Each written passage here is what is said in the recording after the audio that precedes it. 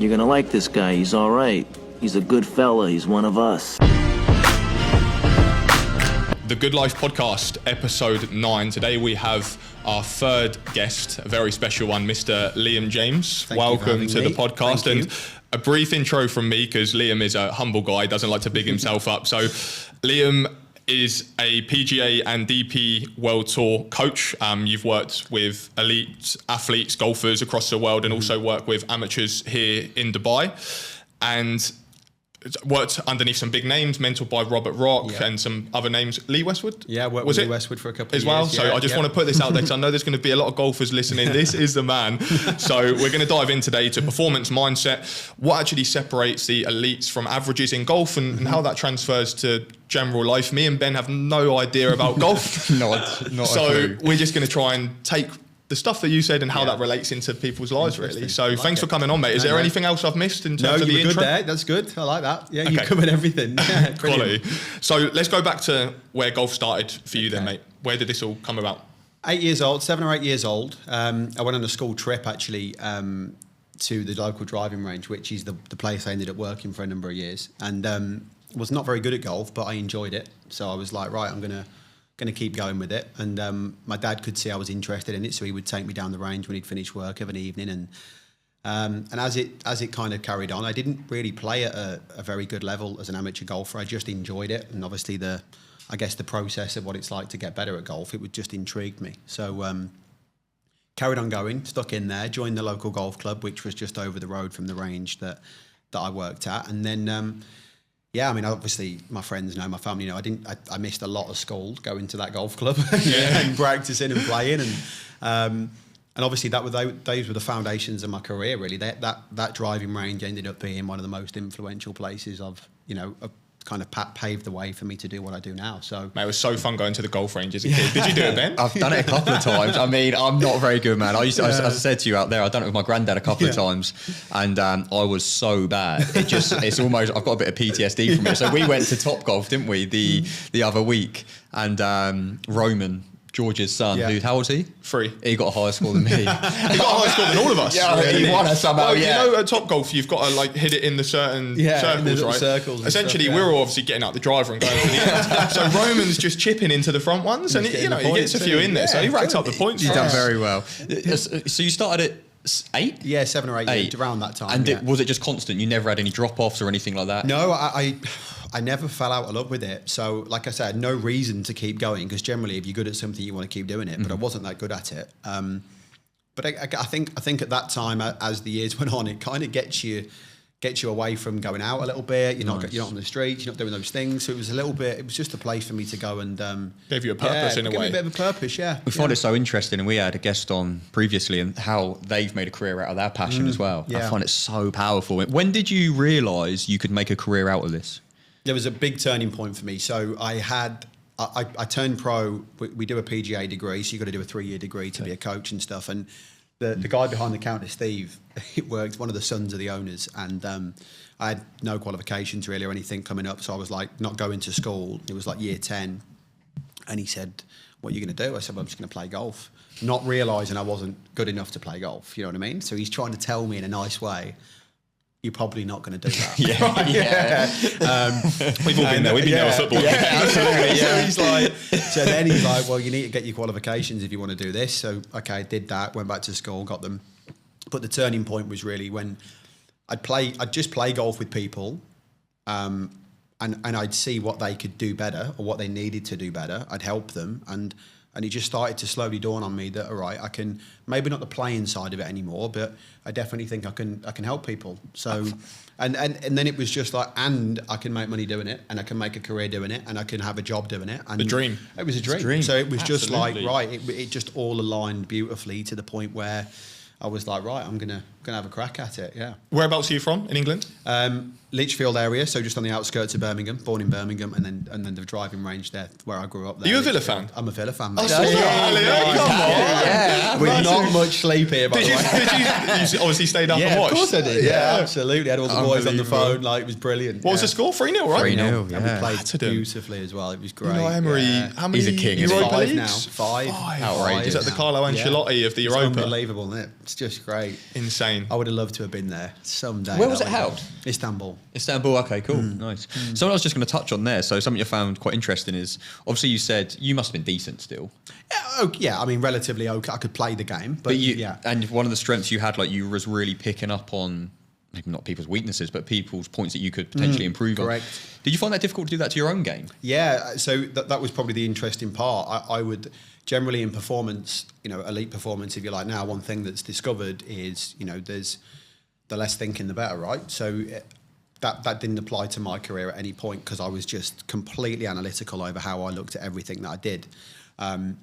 And maybe that was one of the things that could hold you back from a playing perspective, but it's such a benefit in coaching. So could I look at my own game? I was super critical, but I would always pick things that maybe weren't that relevant. I'd pick up on things that I knew I needed to do better, but were they going to make a difference? You know what I mean? So, but with other people, I could see things that I felt like were going to make a difference. Whereas when you look at your own game, it's like anything, right? You look at your own golf swing, you see a million things you don't like. Well, you can't work on a million things. Right? Absolutely. So that's where obviously I had good guidance with Robert and Matt Belsham, one of my biggest influences in coaching, really. So they were brilliant to me. What's some of the biggest things you'd say you learned under Robert? I think the way he was very much. Again, if you want to talk about like a different approaches to coaching, he had a systematic approach to coaching. So they were probably the seeds that were planted in me in my early stages of coaching, where he looked at the golf swing like a system. There wasn't any what's the word that there was no grey areas, right? This works, this doesn't. Okay, and that's the end of it. And there was very much. And because he played at a top level, and also obviously he's trying to implement parts of his golf swing.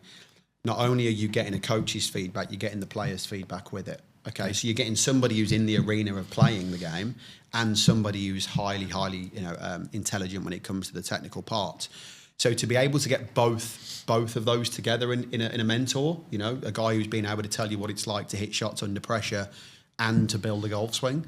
I mean that it's an unbelievable foundations for my career. You know what I mean? So he had pretty strong kind of barriers up in terms of like, this is what he wants essentially. And like relating that to fitness in a way, like I've been mentored under some people in the past, and I feel like sometimes you can just overthink things. And I know the answer is always, it depends. For most questions, it's always, it depends on this or that. But sometimes when everything depends on something, it just confuses you and you don't know how to take action on something. 100%. Like I've actually very much simplified things now, and I got a mentor who I went on to after that, and they were pretty strict of like, just do this, just follow this meal plan, just follow this training program. And all of a sudden implementation was just through the roof. And the assertiveness in your decision making becomes just top end, because there's no grey areas, right?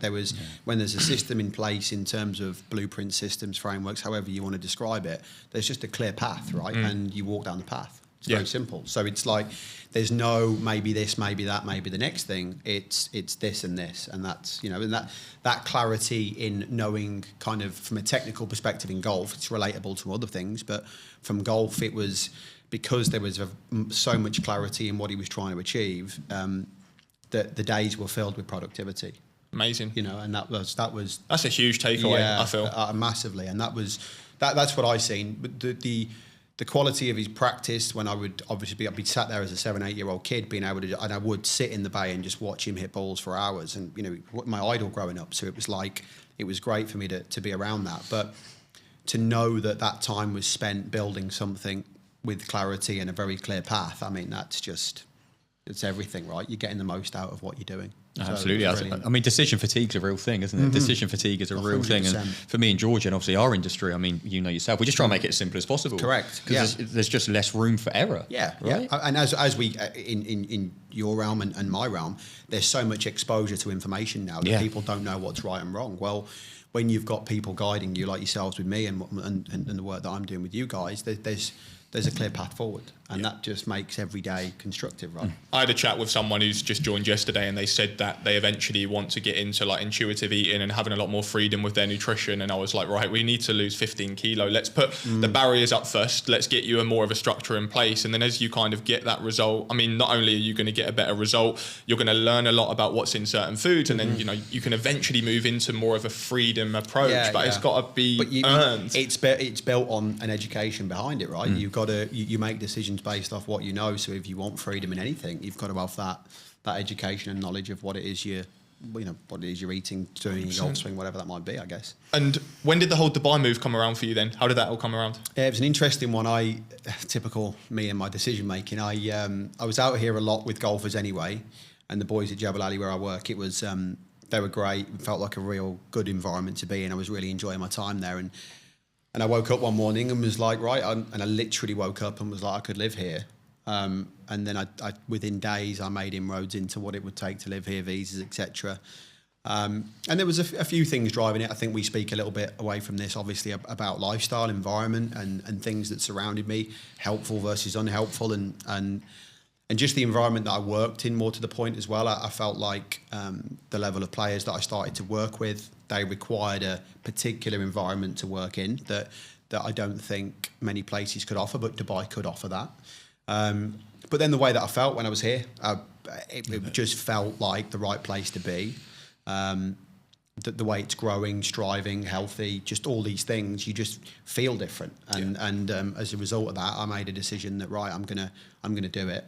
And I didn't look back really. I mean, that was probably 4.5, nearly 5 years ago now. Hey, one thing coaching you for a while now is you could call it being impulsive, but I don't like to call it that. I like it just fast action. Taking action. Just like take as soon action. as you have a feel for something. Yeah. I mean, tell me about the new car. What happened here? Yeah, well, the car that I've got now, I just walked in and bought it, and I convinced the person I was with at the time, I was like, let's just go and have a look in the showroom, and then I just had a look round. Didn't even sit in the car. I was just like, I want to buy this car, please. And everyone was like, what? And anyway, I regretted that shortly after. So yesterday I went and did the same thing. But it only come through, you give me a lift to the running track. So on Tuesday morning, I pick him up in my car and he's like, oh, well, this is nice. Like, I wouldn't mind this. Like the Jet. And then or yesterday the I was like, I've got a spare couple of hours. I'll go and have a look. And then inevitably I got a little text. Look at the new motor I got. I was like, just casually. You didn't even mention you were looking at one. Signed some document. Well, I'm yet to have it. It should be a few days, but I will be. Yeah, I'm looking. But this is what the good life is built on, right? What's the quote that you mentioned when we first started? I always say an idea not actioned is an idea wasted. There you go. And it's just something we've stuck with this whole time. Yeah. So anything that comes up, we just think, if you're not going to action it, no matter how far it goes, could potentially be something you've missed out on massively. There you go. Exactly. So Speed. I think, Speed is the essence. Yes. So Absolutely. I'm like, right, I'm going to get it done. I did it. Yeah, So love it. talk us through your kind of week to. I mean, you don't have a schedule in terms of a 9 to 5. Hectic. Yeah. Your life. How does it work? So obviously I work with numerous players across the world. So we've got different time zones, different geographical locations, different tours. And obviously they've got their own personal playing schedules. With me supporting their schedules, I've got to fit in around, I've got to put all these 3 schedules together, mix them up in a pot and come out with, let's say a 30-week, a year, maybe more sometimes, of how do I fulfill my obligations with each player across the tours, and how do I, geographically fit in, and how can I get from place to place? So sometimes that gets hectic and a little bit messy, but then other times, if you're ahead of the game with it, it's relatively straightforward, obviously. So I move around the world week to week, being able to and trying to support all of them. So, And what are some of your roles and responsibilities for the golfers? Yeah, they change. So it's player dependent. Had this chat this morning. There's obviously some guys that you work with where the responsibility levels are a little bit higher than others. However, the players will ask things of you, but you've got your own take on your job role, right? So I think my obligations go far and wide in the sense of it's multifaceted in the way that there's technical obligations. I've obviously got to help them with their technique. Number one, that's what I'm employed to do.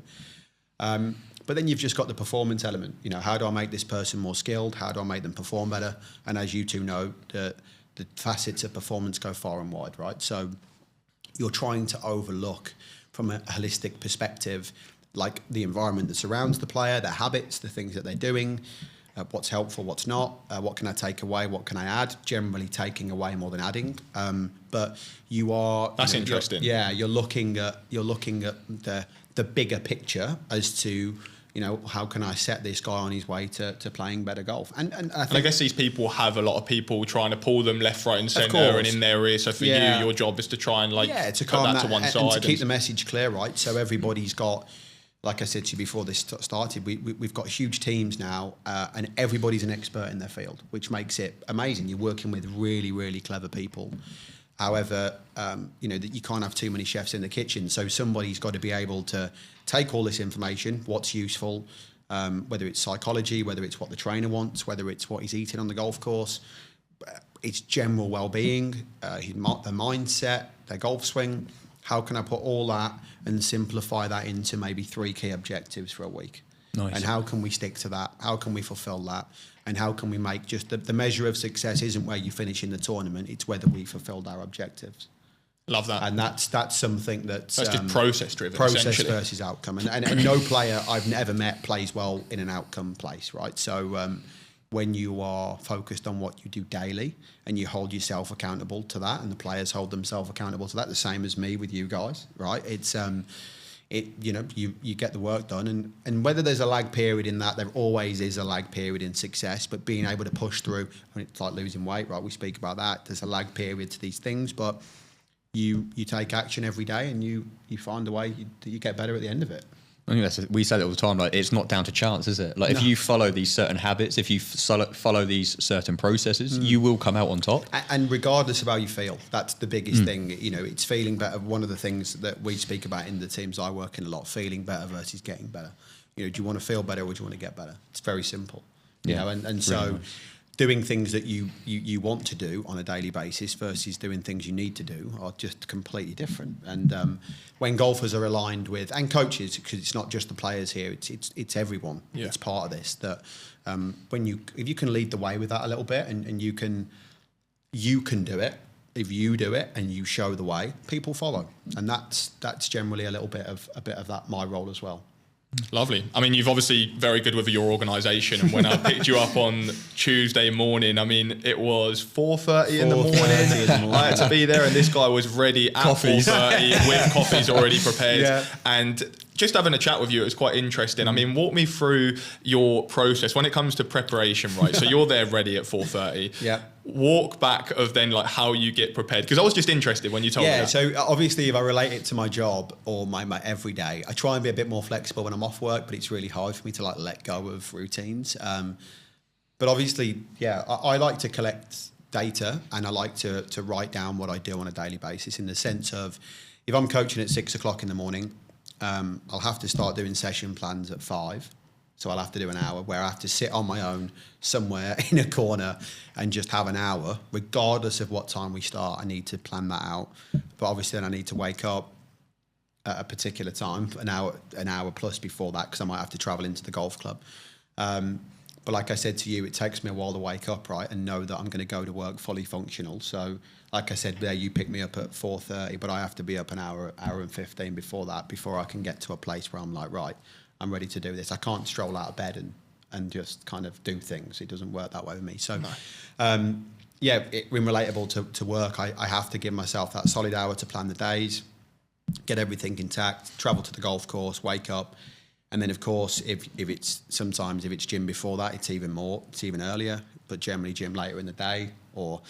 So I've got a particular routine that I know works for me from a mental perspective, that just gets me. I just think that the player wants the best of you, right? And I want to show up when I go to the running track, and I want to give the best representation of me. So, rolling out of bed's not going to do that for me. So when it comes to planning your days, are you doing this as a week as a whole? Like, are you doing it on a Sunday for the whole week, or are you doing it the evening before for the day ahead? I think we try and time management's a big part of performance as well. So you'll navigate the play. Like, again, I'll relate it to golf. Sorry to keep bringing it back to that, but it's obviously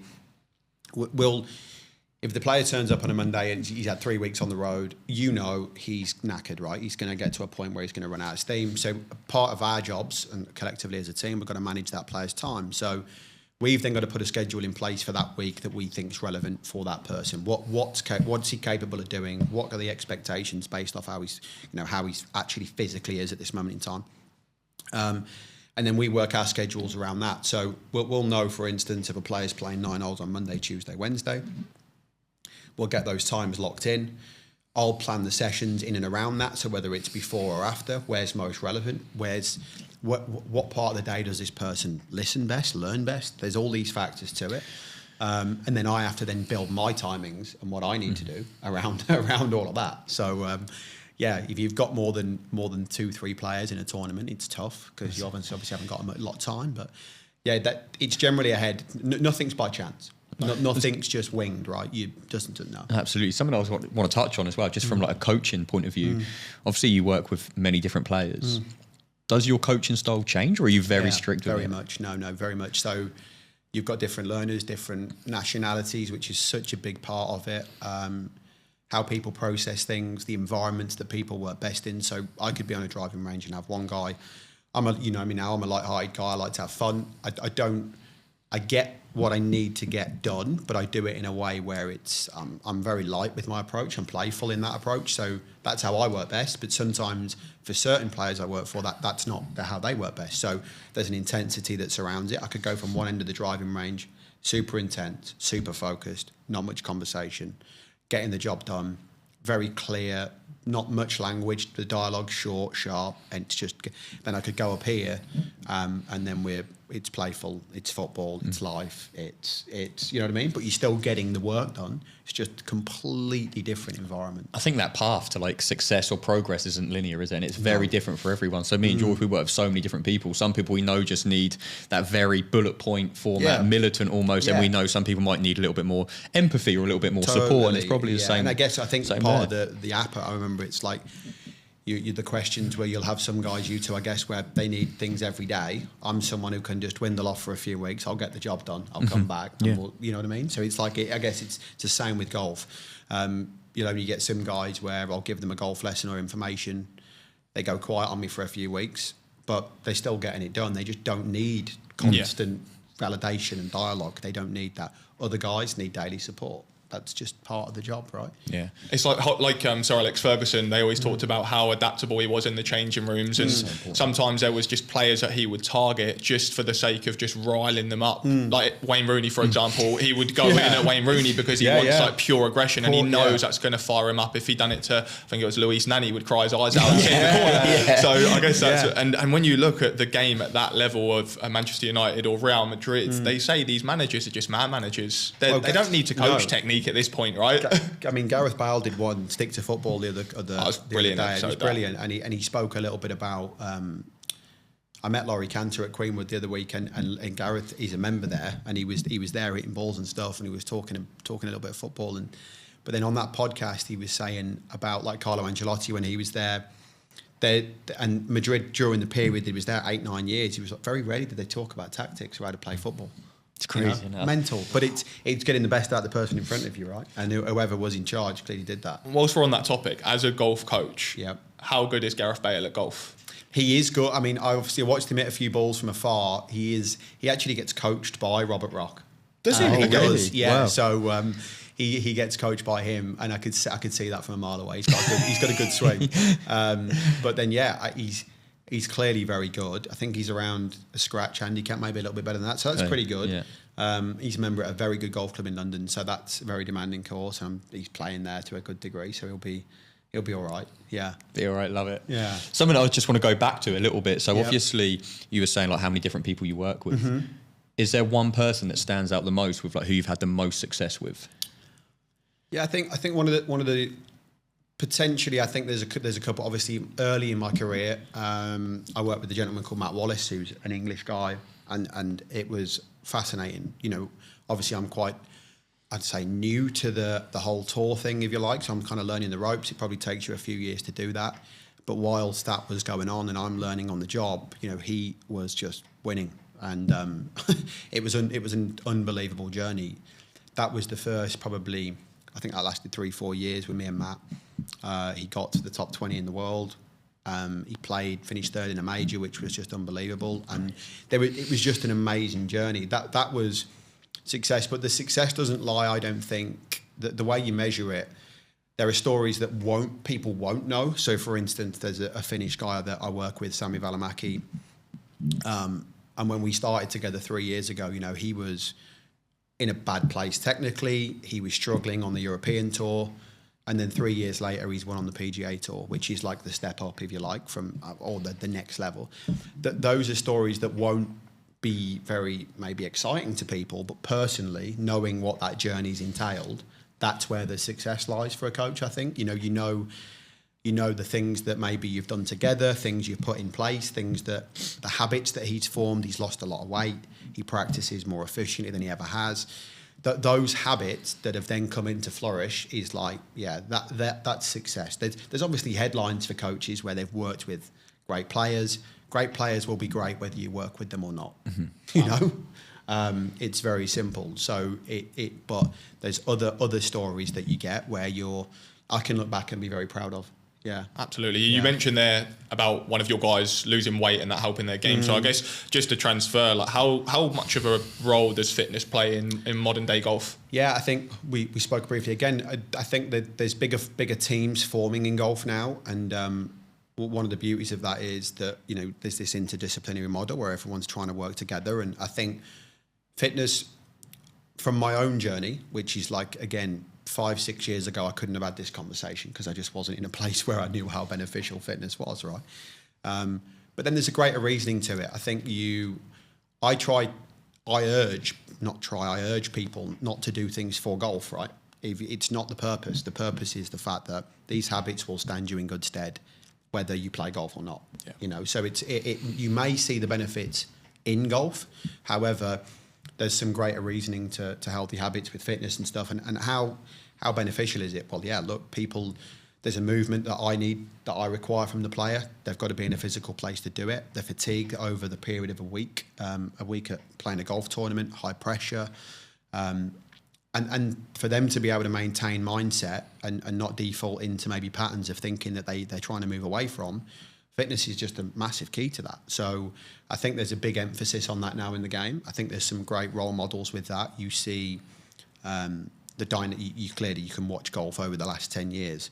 They're athletes now. Yeah. They're just athletes. I've seen some of the stuff from Rory sharing the Whoop scores. Yeah. I mean, I guess he's a bit of an ambassador, but even talking about the whole creatine thing that's been going around, he's got everyone doubling up on creatine and stuff. And you see, I mean, you talk about how relevant is fitness. I think like when I traveled to my first tournament with Robert when I was 16 years old, and it was in America.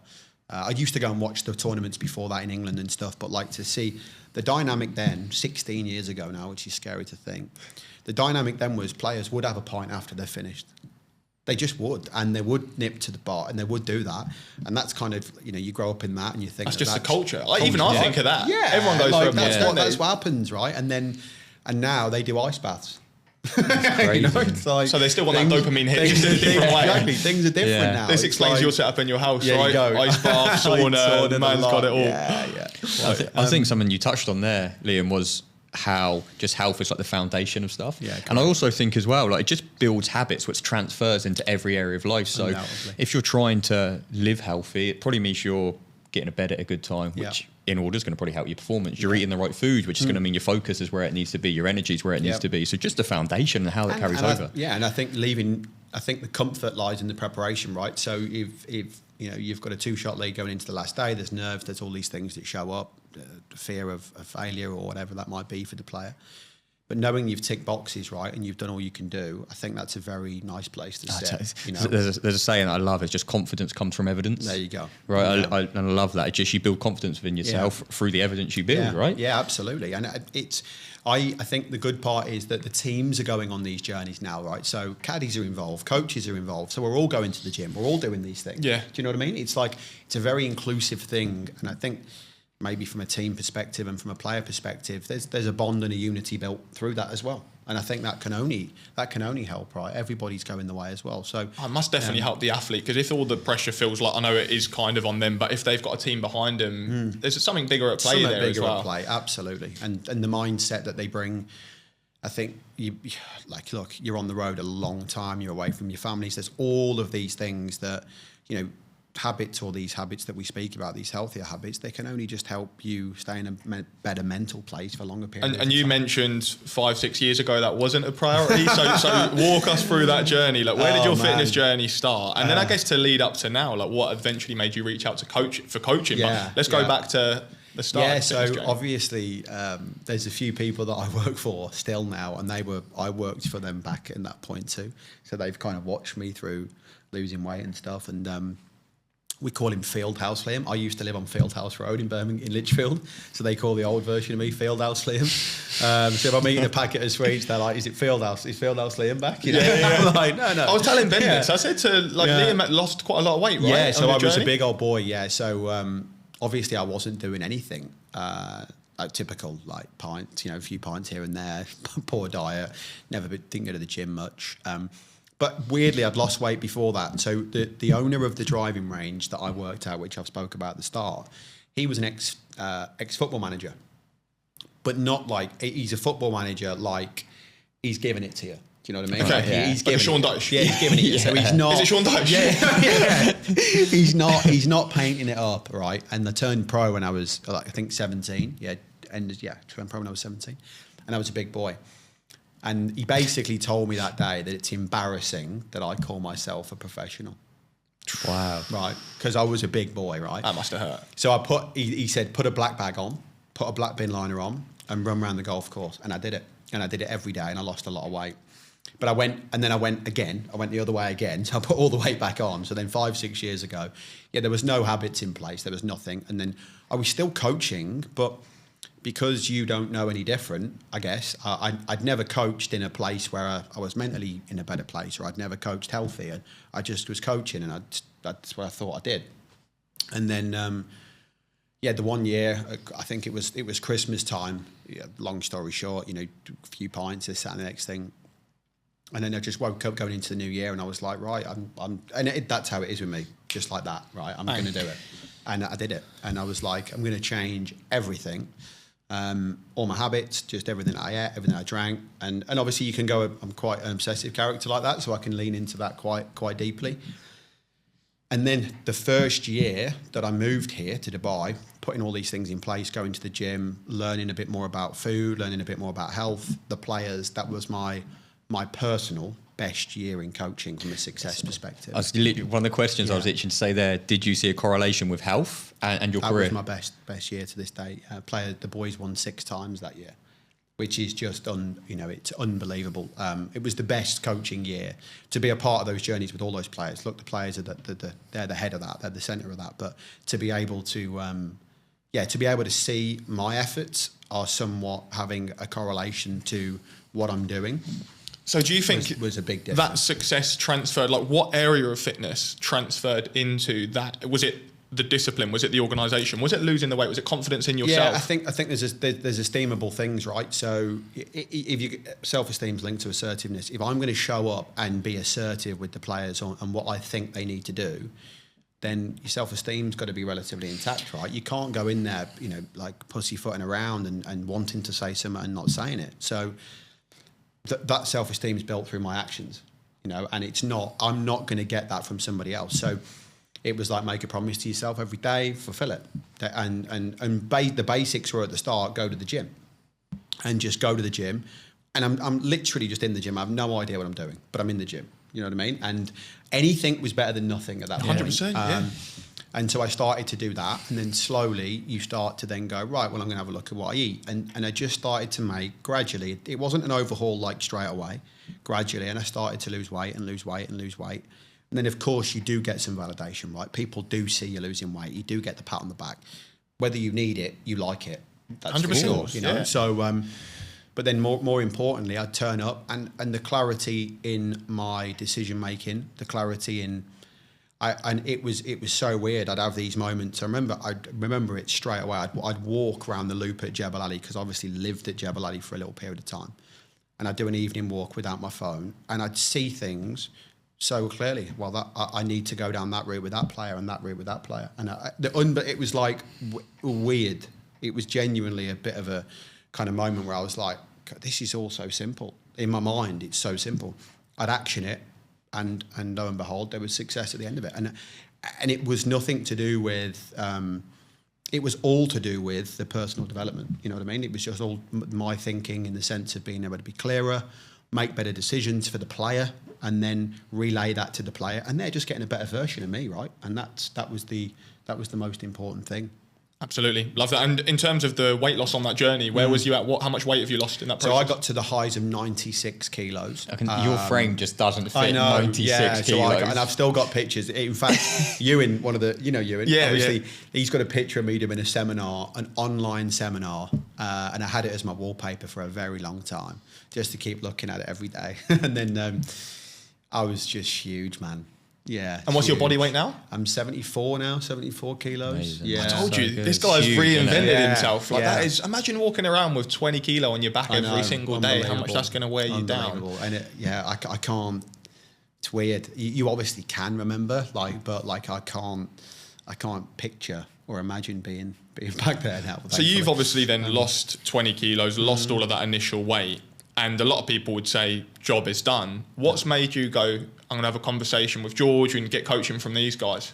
I think that the firstly, the why I do, I mean, I met you in Friends Avenue for the first time with you, and didn't I? And we spoke a little bit, and then I obviously go and research you and stuff. And I think there's a couple of things at play. There's I like direction, number one. So I like structure, which obviously is something your expertise and you guys' expertise helped me with that. But I think there's a mental reasoning behind.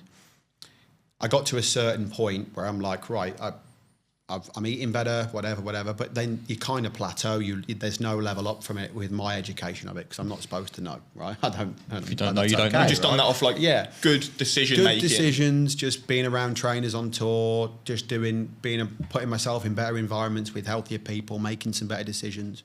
And then I decided that there was kind of a level up from that. So there was, and not only that, but to keep the fire burning in the sense of, there's a lot of mental things going to the gym does for me. The physique at the end of it and all those things is great, and people will see that. But the internal, the inner part of it that helps me, the drive, the waking up to strive for something, the working towards something. And then obviously I could see from how ambitious you were, your company's growing, the product's amazing, there's all these things, and you meet like-minded people, right? So there's a connection from that perspective, which means a lot more to me than just the actual, the information itself. And I could see that, you were growing and doing your thing. Now there's this partnership, and the good life's here, and it's been, it's just something that just stimulates me. I like the idea of it. The app's great, the community's great, being part of something's great. The decision to kind of go one more, if you like, and get some more information just keeps me going. Right? I think the reason I wanted to ask that is because so many people think that they only need help or a coach when it's like a medical emergency or when they need to lose loads of weight, when in fact there's so many people even within our program who maybe are just starting and they need to lose all that weight, or some people who just want to be better versions of themselves. Yeah, totally. And I'm guessing you see it in golf, right? Like look at the elite golfers and the top level golfers who have that team and that infrastructure around them. Yeah. And how important that is. But and I think in golf it's very similar, right? People don't come to you for help when they're playing well. So generally, as a coach, you're always problem solving. But I would love it to have a player come to me that's, I'm doing all right, but I'd like to get better. So there's no immediate fires to put out. And I was in that place. I was doing fine, but I realised the structure, the kind of education behind what I was doing, all those things, it lacked, and I needed that. And that's, I think I could have just kept going, maybe, but the edge to go one more, that's great. It's a good idea. It's a great idea. I think there's a difference between being reactive to proactive, right? And Exactly especially if you're going through these downward turns, which everyone does in life, if you can be proactive before you get there, you never reach there. So in terms of performance, if you can be proactive and maybe try and get that a little bit better, you might not be in that negative place in the start. Exactly. In the start, right? Exactly, totally. You never feel it wasn't I needed to reach out for help. You know what I mean? It's not like you are needing it. You want to do it. You're drawn towards it. So it was what drives the decision's important, right? And I think what's driving the decision for me was to just keep being a better version of myself. When we speak to someone who comes into the program, usually they're operating from pain or potential. They're either trying to run away and escape something, or they're trying to reach something that they've never been to before. And I love the transition when someone goes from, they've always had this pain, they've always seen themselves as the obese person or the one who's out of shape, and then they transition into potential. That's like the best upgrade for someone. Amazing. Because their belief around fitness transforms. Correct. It's no longer like a negative association, and it's like, oh, And I say to people as well, sometimes if someone has been, overweight, they've lost all of that weight and now they're chasing this new thing, they sometimes still have in the back of their mind, like, I never want to go back to that previous person. When I tell them to increase their calories, I'm going to go back to the old version. And I'm like, no, you are a different person. Yeah, You've changed, your identity's changed, and we are controlling that increase. It's not... Exactly, but it's the belief system, right? So one thing we spoke about at the start, without your guys' help, I would have... If you've done something that's worked for you, you're kind of stuck in it, you're rigid with it, right? So then I was able to ask you questions and then go, oh, okay, yeah, I get that. And then you change my beliefs around certain things in the gym, eating, etc. And then you're off you go again, you're on your new path. Whereas if you're rigid, well, I was so rigid, right? I'm going to eat this many calories, I'm going to do this, I'm going to do that. But then you change you give me the education behind it, and yeah. And obviously you're someone who likes routine, structure, and you are quite rigid. But then with your job, you're traveling here, there, and everywhere, different environments, different locations. Are there some non-negotiables that you have in place when you're on tour and you're on the go? Yeah, obviously I don't eat in the air. Number one, that's the first one. Which is, again, there's some people are different. I'm just stuck with that. Obviously, from an eating perspective, I'd rather not eat than make a bad decision. So, for instance, my back's against the wall a little bit in airports, right? Yeah. You fly into Orlando, and your options are. We know what your options are. Right? Yeah. When you're in America a lot of the time, it's not ideal, is it? Right. So yeah, there are kind of those non-negotiables. I'm still very mindful of what I eat, very mindful of what I drink, and then every day, as soon as I get off a plane, move. That's my one rule: move. Don't go back like straight to the gym, or go and do some recovery stuff or whatever. Even if it's like small stuff, it's just still move. And then as the tournaments go on, there's so many things telling you not to go to the gym. So I'm just trying to battle with that all the time. But the non-negotiables are once a day, do something. Yeah, once a day, do something. Absolutely, it's an hour, right? So it's like I've got an hour. So that'll be a non-negotiable for me. And then generally the people that I room with and stay with, we're in the same boat, right? So we're pulling each other, which is great. It's such a good place to be. And then your standard stuff, right?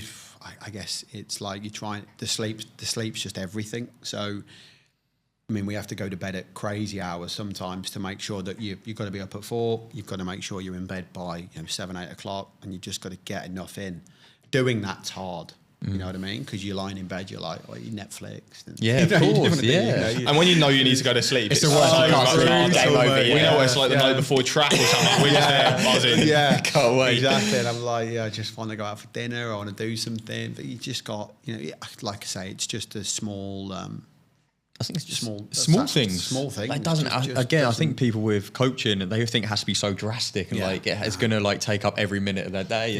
And sometimes it's just about ticking a few things off. I think there's certain times in life where you can accelerate, and that's when everything's going to plan, and you might have a little bit more free time. There's other times you just got to maintain and just stick to a few non-negotiables. And I think the act of just doing something, regardless of what you get done, that's sustainable, right? It's just something you've made a decision for you. You've gone and done it. So I think me and one of my best mates who I room with, Rob, he's a trainer on tour, and it's like we might go in the gym for 30 minutes in the morning, and it's like the session might be very light, you might not get an awful lot done, but we've done it. Yeah. Do you know what I mean? And we've just positive action, This is why I like training every day. Other than a Sunday, I try and train every day, but it's just the carryover that it has into life, and the energy you leave with, how sharp that you feel after as well. So yeah, just non-negotiables. Even the other day, my app wasn't working, so I've got a coach and I load up my app and I couldn't log into the app, but I just put the timer on 60 minutes and just do something. It doesn't even need to be super structured. Just move the body and jump from movement to movement, 60 minutes of effective work. Boom. Absolutely. Quality. Yeah, just a few more. So I want to touch on some. So I'm such like a nerd with psychology, and I know we touched on a bit out there. With these elite athletes, honestly, I literally love it. So, how long we got? With individual sports, how do these guys react? And I'm assuming they're very, very different. But with the people you've worked with, is there a common trait that leads to success, or people that handle pressure in the best way? Is there one common trait or a couple of things that stand out? Handle pressure. We'll start with that. Don't waste energy lying to yourself, right? So I think one of the biggest things is I had this conversation with a golfer yesterday. There's consequence on the line all the time. There's outcome outcome consequence. There's the what ifs, there's the dreams, there's the potential of winning. There's the player who's playing in the final round of a tournament and he's 2-shot lead and he's like, it's just another round of golf. No, it's not. Stop wasting time lying to yourself about that. You know, you have to face the lion to know that this is important. I do want to win. However, how can I take positive action towards that? That's the outcome's the outcome. But what can I do positively to move towards that? What's going to give me the best chance of being able to win this golf tournament from a behavioural perspective, not from thinking about winning, because that never ever gets anywhere. So I don't spend time wasting energy about like fluffing it up. It is important. You do want to win. You are here to win. Don't act like you're not. I really like that. I like that. It's because I think we're like drilled into believing that trying to maybe tiptoe around stuff these days, aren't we? Yeah. One of my good friends, Jonah Oliver, great psychologist. So if anyone's into psychology of sport, I mean, I would urge you to go and listen to some of his stuff. He talks about the fact how it only amplifies, right? So if you say to yourself, this is just another round of golf, this is just another round of golf, and then somewhere along the line, walking to the first tee, it hits you that it's not, it's amplified now. It's doubled. Is that because you've not been able to prepare for it? Correct. You've not faced it. And when it comes, how do I respond? Well, no one, if it overwhelms you and it eats you up, then the chances are you're not going to move well, you're going to make bad decisions, the situation's got you, all of this, what would be masked as performance anxiety, which is such a popular word that we hear. But essentially, it probably starts with the lying to yourself bit. You know? No, I really like that. I think it's important to sit with certain emotions and feelings and almost accept it. I totally agree. And I think with a problem normally comes a solution. Yeah, and absolutely. It's about maybe if you can't identify the problem, you can't identify the solution. And right? how can you I work with a psychologist, Carl, and he works with a couple of golfers. One of them that we both work with together, and it's like feel all you feel, but just take positive action. Take action that's obviously in value to what you want to do. So you can feel nervous, you can feel worried, you can feel all those things, but I can still do something that's positive. You know, it's a response to it. It's not necessarily responding to that emotion. And something else I'd love to know is obviously you coach these guys. Do you think some people are built more resilient than others? No doubt. No doubt. I think upbringing's a big part of that. I think that you finding out the story behind the player, you know, in terms of how they've grown up, the things that they may have faced up to that point. There's a whole background to this that's obviously deeper rooted and things that they're foundations to thinking the way that they think. And then you get some players who, aren't as emotionally attached to the game. So they see it as a systematic approach. The ball goes here, it goes here, it goes here. Doesn't matter how I feel. Right, it's just the way it works. Yeah. Robots. You get Erling Haaland. there you go. You get other guys who are so emotionally attached, play with their heart on their sleeve, so much flair. And then you've got guys who, there's a couple of boys I work with where, if there one in particular, if you'd want anyone to hold a putt to save your life, you'd pick him because you just know he's going to do it. I love that. I think one of the biggest things is watching sport my whole life is what makes somebody reach the pinnacle is how they carry pressure and how they deal with pressure. Because when you look at the top level, it's such fine margins. And just talking about emotional reactions, me and George sit all the time in coaching, like we always say, like when you're in a big deficit and you're maybe prepping for a photo shoot or something like that, it's a mental game. It's a mental game. It's being able to maybe if you do have a birthday meal out when you go slightly off plan or something like that, are you going to have a meltdown about it and overeat for the next 2 days and not move your body, or are you going to just get back on the wagon and be like, it is what it is? Again, sort of addressing the problem and getting back to it. Yeah, and there's an acceptance model to it. There's a bit of compassion for errors and stuff like that. And then there's all those things that and some players are just really, really, really good at it. There's certain players I work with where you wouldn't know how they've played. They're so direct with how they are emotionally. And I think it's how you carry it. Every person's different with it. There's no model to this. There's no Is there some players that actually start golf later and still make it to an outrageous level? Because I'm looking at Tiger and Rory. I've seen videos of these so young. They started really young, both of them, right? Is there examples of people who've started later? Or is it? I think so. I mean, I actually think Lee Westwood would be a great example. I don't think he started when he was very young. I think he did a podcast the other day I listened to, and I want to say he was in his later teenage years or mid-teenage years when he started. He's got to have some sort of natural instinct. But this is my point. I think golf's the actual physical part that we're watching, but like the principles that drive athletes and things that people become. I'm a believer that some golfers could play tennis, could play cricket, could play football. Love it. It's just the principles behind performance. You know, golf is just what we see them do, but what's driving it would apply in anything. Do you know what I mean? Yeah. So it's like they could be multi-sport. Obviously, there's things you need to do to play certain sports, but yeah, the decision making, the way that they see sport, and they see the sacrifice that goes with it, and how they lean into the discomfort of it. They could do anything.